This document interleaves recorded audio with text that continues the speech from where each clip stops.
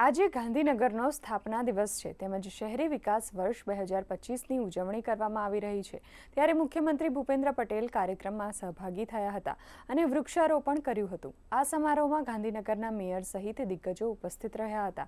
કાર્યક્રમને સંબોધતા મુખ્યમંત્રીએ જણાવ્યું કે પ્રધાનમંત્રીના નેતૃત્વમાં આપણે સૌ અમૃતકાળમાંથી પસાર થઈ રહ્યા છે જે દેશના વિકાસનો સુવર્ણકાળ બન્યો છે। આજે ગાંધીનગરનો સ્થાપના દિવસ છે અને પાટનગરના ભાવિ વિકાસને નવી દિશા આપવાનો અવસર છે। ગાંધીનગરના સૌ નાગરિકને સ્થાપના દિવસની ખૂબ ખૂબ શુભેચ્છાઓ પાઠવું।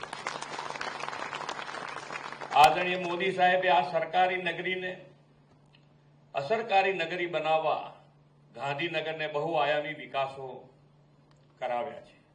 શહેરના વિકાસ માટેના પોટેન્શિયલ અને લોકોની માંગને ધ્યાને લઈને વર્ષ 2010માં તેમણે ગાંધીનગરને મહાનગરપાલિકા જાહેર કરી। ત્યારબાદ ગાંધીનગરે વિકાસની રેસમાં પાછું વળીને જોયું નથી। આદરણીય વડાપ્રધાન શ્રી નરેન્દ્રભાઈના પ્રયાસોથી ગાંધીનગરમાં દેશના પહેલા ફિનટેક સિટી ગિફ્ટ સિટીનો વિકાસ થયો અને ગ્લોબલ કંપનીઓ અને નોલેજ હબ બન્યું। ગાંધીનગરમાં તાજેતરમાં જ સ્વચ્છતા સંદર્ભે રાષ્ટ્રીય એવોર્ડ મળ્યો છે। આ એવોર્ડના પાયામાં રહેલા મહાનગરપાલિકાના સ્વચ્છતા કર્મીઓનું આજે સન્માન થયું છે। બધાને ખૂબ ખૂબ અભિનંદન પાઠવું છું।